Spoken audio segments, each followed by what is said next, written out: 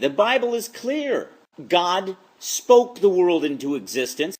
It makes more sense than billions and billions and billions of years of evolution brings it into play. You go back further and you say, well, how did mommy and daddy hydrogen atom come together and have little babies? And that's right, people. Geerup's about to try on science.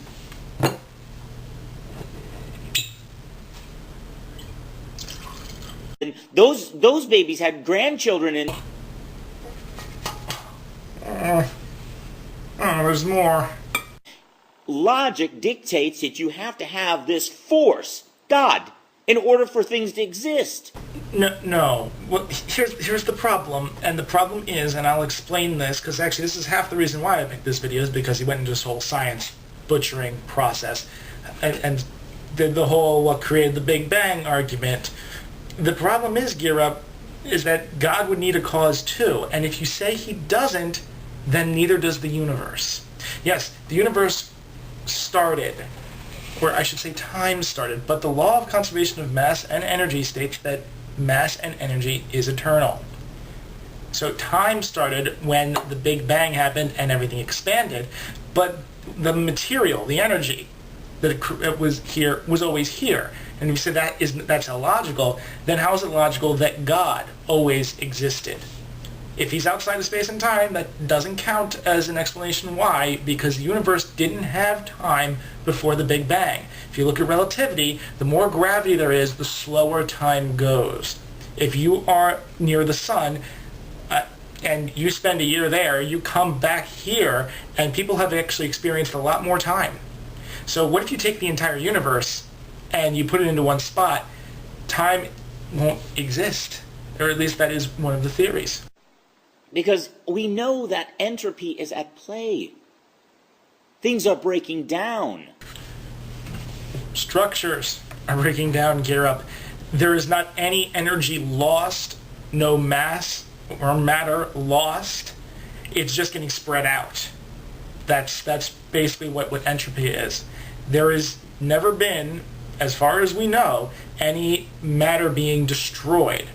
And your lack of understanding on this issue kind of shows why you might not have a good grasp of why your literalist account is completely bogus and off the wall.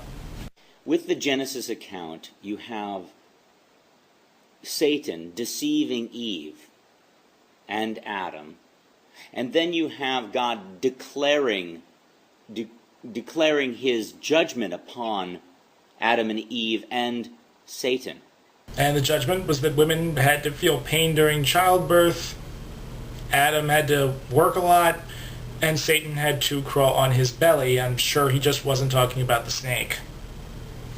Total sense. If you wipe Genesis account, you say it's just allegory and you wipe it away, then what you're doing is you're compromising the entire structure, the thread that runs through the entire Bible from A to Z, from Genesis to Revelation. You compromise the Christian faith. Which again is why I owe you a debt of gratitude, Geerup, because every time you get up here and you fight for your literalism, you are probably deconverting more people than you're saving because your views do not comport with the evidence, and that's why I owe you that debt of gratitude, because you are part of the reason why Christians are losing ground. It's not even the atheists for the most part. It's not Hitchens. It's not Dawkins. It's the fundamentalists that are scaring them away with their lack of logic, reason, and compatibility with reality. If you take all supernatural occurrences out of the Bible, you're stripped with a hull. It's like you got nothing more than a cardboard box. Really, God's message of love and peace, the philosophy behind that, the laws which you suppose are the best for us and are omnipotent and solid, those are meaningless. The only reason the Bible is good is because it has magic in it. Well, I know where your priorities are, at least. Completely unrelated note, have you heard of Harry Potter? It's about as long as the Bible, I think longer even, and I think you might like it from what I'm hearing. Because they listened to Satan, sin entered into the world. So because God didn't warn two of his naive creations that didn't understand the concept of good and evil, let alone a lie, that a evil being was going to enter into his perfect creation and inhabit the form of one of his perfect creations and then lie to them and to not believe this person, that's why we're all screwed. That's why I'm and you are screwed. We didn't choose to have original sin. It was bestowed upon us because of someone thousands and thousands of years ago was duped by a snake. Makes sense to me. With one man, sin entered into the world, and with one man, Jesus Christ, the second Adam, we have salvation. I think you're forgetting about Eve. She ate the apple first. Ladies, I'm sorry, not my story, it's theirs. Very shortly, the time is coming where he will come back and he will cast Satan into the burning lake of fire. Yeah, I'm sure people haven't been saying that since, the first generation of Christians, especially since Jesus said that all of these things were going to come to pass that generation 2,000 years ago-ish, give or take a decade or two. And I think Bill Maher said it best. What's he waiting for? Why the 4,000, 6,000, whatever years for him to kick the crap out of Satan? You believe that Satan is, doing stuff today, right? He's walking around whispering people's ears saying, hey, eat the cookie, or whatever metaphor you want to slide in there. He's doing that. Why is God letting him rampage all over the earth? Why did he allow Satan to inherit the earth in the first place? I mean, he wanted this to be like a pure creation in the first place, but he let the snake in the garden. You don't let a snake in the garden and then blame the crops for failing.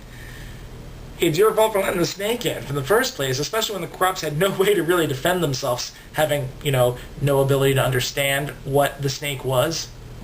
You see where I'm getting at?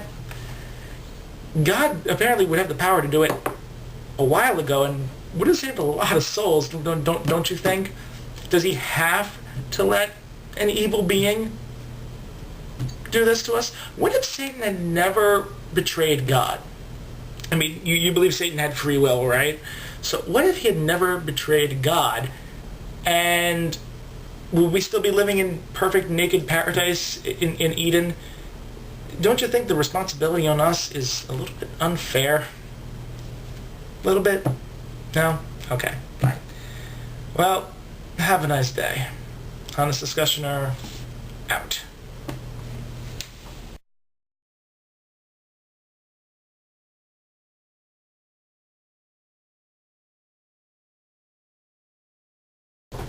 And by the way, I didn't actually finish the bourbon. That was just for comedy. I have a whole wall of old bourbon bottles that I've drank because they're pretty.